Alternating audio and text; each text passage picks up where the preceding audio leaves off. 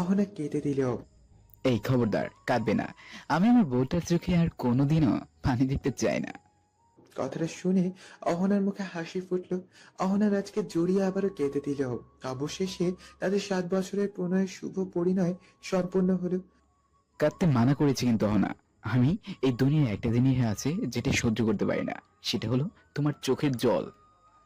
রাজ অহনার মুখটা নিজের হাতের মাঝে এনে বলল, আমি কিন্তু আমার কথা রেখেছি অহনা। ইস, কই, লেট তুমি। মোটেই না, বরং একদিন ফার্স্ট। কিভাবে?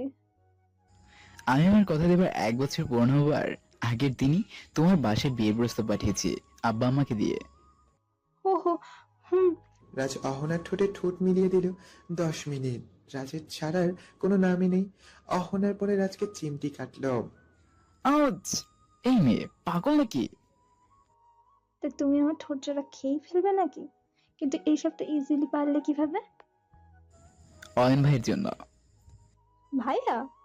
ভাইয়া জানতো? হুম, উনি আমাকে হেল্প করেছে এসব। আমার বাবাকেও উনি রাজি করেছে। আমি ওনাকে সব বলেছিলাম আমাদের কথা, যা তুমি এতদিনে বলতে পারছিলে না। তাই ভাই তো যথেষ্ট খোঁজ নিয়েছে আমার, তারপরেই বিয়ে দিয়েছে তোমার সাথে। ইনফ্যাক্ট জানো, আমার লেখাপড়ার সেক্টর তো জানোই, ইলেকট্রনিক অ্যান্ড টেলিকমিউনিকেশন ইঞ্জিনিয়ারিং। বাংলাদেশে এই রিলেটেড জব ও অপরচুনিটি অনেক কম। তাই ভাই আমাকে এখন ইউএসএ ক্লিপিং প্যাথে ঢুকিয়ে দিয়েছে। অহনা সেদিন সাথে সাথে দৌড়ে গিয়ে অয়নকে সবার সামনে জড়িয়ে ধরে কেঁদেছিল। খুব কেঁদেছিল। সবাই সেদিন ভাই বোনের ভালোবাসার অটুট বন্ধন দেখেছিল। আরোহীও যোগ দিয়েছিল তাদের সাথে। আরোহী, অহনা আর অয়ন তিনজনের ভালোবাসায় সেদিন রাজ, অরু, সাদ, মৌ, নিশাদ হুসাইন, অনেক সাথী চৌধুরীকে শুরু করে সেখানে উপস্থিত সবাইকে দেখে কেঁদেছে। অয়ন আরোহী অহনাকে জড়িয়ে সামনে তাকালো। সাদকে উদ্দেশ্য করে অয়ন বলল, ওই বলদ, ওখানে দাঁড়িয়ে দাঁড়িয়ে কি দেখছিস? আয়। স্যার দৌড়ে ওদের কাছে গিয়ে কেঁদেছিল। ওদের বন্ডিং দেখে উপস্থিত সবাই কাঁদলেও কাঁদেনি শুধু অয়ন। অয়ন কখনো কাঁদে না। সাথী চৌধুরী ওদের ছেড়ে চলে যাওয়ার পর থেকে আজ পর্যন্ত অয়নকে কেউ কাঁদতে দেখেনি। অয়ন নিজে হয়তো নিজেকেই দেখেনি কখনো। অহনার বিদায়ের পর সাদ বলল, দোস্ত, অহনা কত খুশি দেখলি? ওর এইটুকু হাসির জন্যই তো এত কিছু করা। সত্যি তুই বেস্ট ভাই, লাভ ইউ। লাভ? বলবো না। কেন? আশেপাশে দেখেনি কেউ আছে কিনা, পরে যদি ভাবে আমাদের দোস্তানা। অয়ন ভ্রু নাচিয়ে বলল, লোল, আমার ডায়লগ আমাকেই। সাদার অয়নের কথাগুলো দাঁড়িয়ে শুনছিল অরু। লোকটার সাথে যাই করুক না কেন, তাও তো সে যে লোকটার প্রতি পাগল। লোকটার প্রতি যে ভালোবাসা, সম্মান ব্যতীত রাগ, অভিমান এসব কখনো ফিরে আসে না। অহনার বিদায়ের আগে অয়ন অরুকে বলেছিল, কি ভাবছো? অহন আপুর কথা। আপনি কি সুন্দর আপুর সব মনের কথা বুঝে গেলেন। আমি একজন খারাপ স্বামী হতে পারি ওর, কিন্তু অহন আর অপুর ভাই আর বাবার ছেলে হিসেবে খারাপ না। আপনি খারাপ স্বামী না। কি? হুম। লল, best joke of the year. আমার কাছে তো না। আমি নিঃসন্দেহে একজন খারাপ স্বামী, কিন্তু তাতে আমার বিন্দু মাত্র যায় আসে না। আমি খারাপ, আমি সেটা তোমায় বলেই নিয়েছি। আমার মাঝে তুমি কখনো কোনো মিথ্যে পাবে না। আমি তোমাকে ভালোবাসি না ওর, আমি এটাও তোমাকে অনেক আগেই বলেছি। হুম। অভিযোগ করো মনে মনে আমি নিয়ে? না, আমার কারোর কাছে কোনো অভিযোগ নেই। অভিযোগ করতেই পারো, পারমিশন আছে। হুম। কিন্তু তাও তুমি আমি ছেড়ে যেতে পারবে না কখনো। আমি তোমায় এই পারমিশন দেইনি। যাবো না কখনো। আপনি না বাসলেও আমি যে আপনাকে বড্ড ভালোবাসি। চুপছে জানি, তাও চলে যাবো আমি ফাঁকি দিয়ে? সেটা সম্ভব না। হুম। মনে মনে বলল অরু।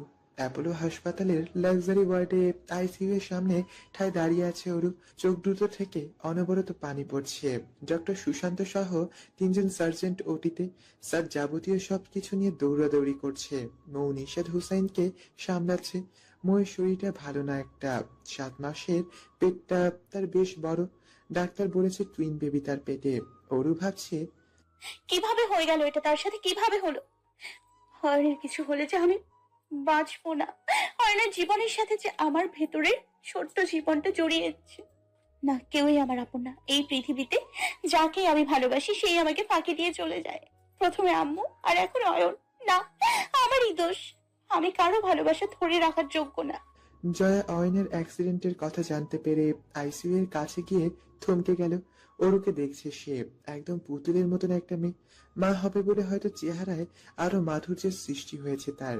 জয়া ওরুর কাছে গিয়ে বলল, আপু, তুমি এভাবে দাঁড়িয়ে আছো কেন? এসো এখানে বসে পড়ো। Excuse me. জয়া ওরুর গায়ে হাত দিতেই ওরু কেঁপে উঠল। হুম হুম, জি। এই অবস্থায় এভাবে দাঁড়িয়ে থেকো না, এসো বসো। না না, আমি এখানেই ঠিক আছি। চলো। জয়া ওরুকে নিয়ে বসলো। স্যার সুস্থ হয়ে যাবেন, ডোন্ট ওয়ারি। আপনি? আমি জয়া, এখানে গাইনোলজিস্ট। ও, কয় মাস? 5.5 মাস। গুড। উনি ঠিক হয়ে যাবেন তো? আচ্ছা, এখনো কেউ আইসিইউ থেকে বের হচ্ছে না কেন? ওনার কোনো খবর দিচ্ছে না কেন?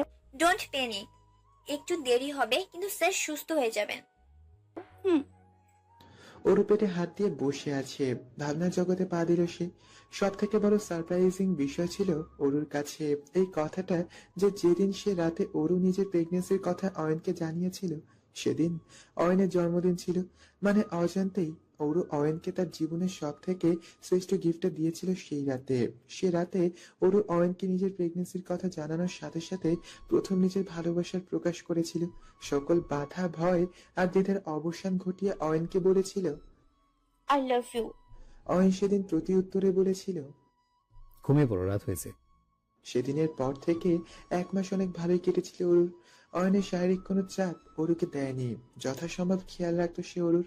অয়ন জানে প্রেগনেন্সির প্রথম 3 মাস আর শেষের 3 মাস শারীরিক সম্পর্কে জড়ানো রিস্ক তার সন্তানের জন্য। বাদ সেধেছিল ওপর থেকে। অরুর স্পষ্ট মনে আছে সেই রাতের কথা। তখন 3 মাস পুরে প্রেগনেন্সির 4র্থ মাসে কেবল পা রেখেছে অরুর। অয়নের বন্ধু সায়ন এক অ্যানিভার্সিটি পার্টি ছিল তার। অয়ন অরুকে নিয়ে গিয়েছিল সেখানে। অরু সেদিন কালো জামদানি শাড়ি পরে গিয়েছিল। কালো রংটা যেন অরুর সৌন্দর্যের চাঁদ লাগিয়ে দিয়েছিল তার উপর। অয়নের দেওয়া হীরার নাকফুল আর কালো মুক্তার কানের টপ, গলার মালা। হয়তো সেদিন অরুকে প্রথম থেকে ফ্রিজড হয়ে গিয়েছিল কতক্ষণ। পার্টিতে সবাই অরুর রূপের মুগ্ধ হয়ে তার প্রশংসা করছিল। অয়না বারবার অরুর দিকে তাকাচ্ছিল। মৌ আর অরু এক সাইডে বসেছিল। অয়নের বন্ধুরা জোর করে অয়নার সাদকে ফ্রু ওয়াইন খাইয়ে দিয়েছিল। হঠাৎ সেখানে অয়নের দেখা হয়েছিল জাহিন নামের একটা ছেলের সাথে। এক প্রকার ধাক্কা খেয়েছিল অয়ন জাহিনের সাথে। জাহিনকে দেখে অয়নের রাগ উঠে গেলেও অয়ন রাগ কন্ট্রোল করে নিয়েছিল প্রথমে। মৌ অরুকে বলেছিল, অরু, হুম আপি। আমি একটু ওয়াশরুমে যাচ্ছি, তুমি বসো। ওই ছেলেটাকে দেখেছো? কথা বলতে আসতে পারে তোমার সাথে। খবরদার কথা বলবে না। ঠিক আছে আপু, কিন্তু উনি কে? জাহিন, তোমার ওই বাজে শাশুড়ির ওই ঘরের ছেলে। ও আপু, তাড়াতাড়ি এসো। হুম। কিছুক্ষণ বাদে অয়ন অরুর কাছে গিয়ে বসেছিল। অরু উঠতেই অয়ন ওর হাত ধরে বলেছিল, অরু, জি। ওরও একটু। হুম। অয়ন ব্ল্যাক শু প্যান্ট পরেছিল। ব্ল্যাক কালারের দুজনকে একসাথে রাত জোটুক লাগছিল ওই, আর তার সাথে অনেক হটও লাগছিল। দোস্ত অসাম, হট কাপল দেখ। বড় করে দিস এটা। ওকে। অরু আর অয়নের এই ছবিটাই তো তাদের খাটের পিছনে বড় করে টাঙানো। সব ভালোভাবেই চলছিল। হঠাৎ জাহির নামের ছেলেটা অরুকে দেখে অয়নের কাছে গিয়ে কি যেন বলেছিল।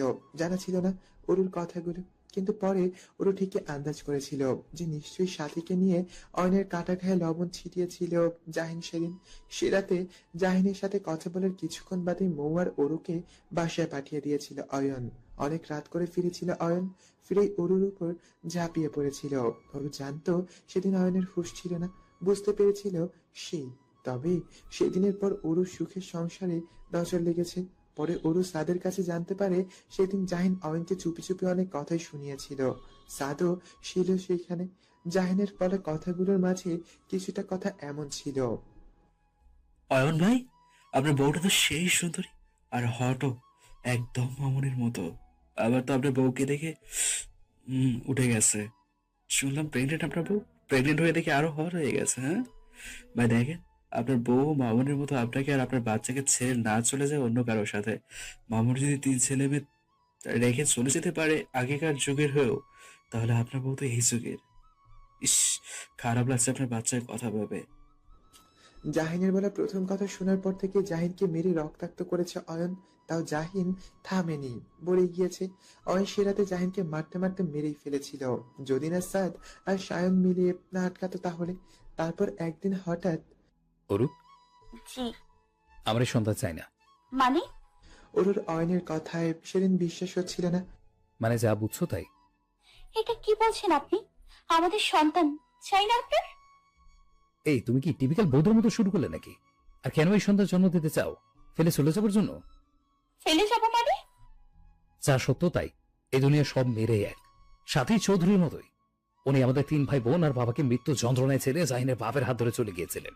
চরিত্রহীনা। আমি চাই না আমার সন্তান এই দুনিয়ায় এসে আমার মতো কষ্ট লজ্জা সহ্য করুক। এ থেকে সাথী চৌধুরী আমাদের বিষ খাইয়ে মেরে ফেলতো, তাও বিষয়টা কম যন্ত্রণার হতো। কিন্তু উনি তো আমাদের শেষ করে দিয়ে গেল। কিন্তু আমি আমার সন্তানকে আমার মতো জীবন দেব না। সবাই এক হয় না। সবাই এক। এটা ভুল ধারণা আপনার। আপনি নিজের অতীত থেকে বের হয়ে আসেন প্লিজ। আপনি ভুল ভাবছেন। ওই মহিলা আমাদের বাবাকে ভালোবাসতো না, তাই ছেড়ে চলে গেছে। আমি যে আপনাদের বড্ড বেশি ভালোবাসি। আপনি জীবনে যে কষ্ট পেয়েছেন আমিও পেয়েছি, আমি এখনো পাচ্ছি। আপনি যেমন জানেন মা ছাড়া সন্তানের জীবন কত কষ্টকর, আমিও জানি। আমরা আমাদের সন্তানের উপর সেই কষ্টের আঁচ লাগতে দিব না। দিবা, আমি জানি মুখের কথায় বিশ্বাস নেই। অনেক ভালোবাসি আপনাকে। আমি তোমাকে ভালোবাসি না, আর কখনো বাসবো না। লাগবে না ভালোবাসা। মনে থাকে যেন কথাটা। আমি জানি এক না একদিন আমি আমার ভালোবাসা অর্জন করতে সক্ষম হবই। আর আপনি যখন আমাকে ভালোবাসেন তখন আমার থেকে সৌভাগ্যবতী কেউ হবে না।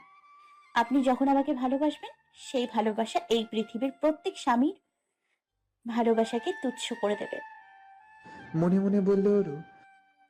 তবে আমি আপনাকে ভালোবাসি নিজের থেকেও বেশি। যায় আসে না। আর মিথ্যে বললা।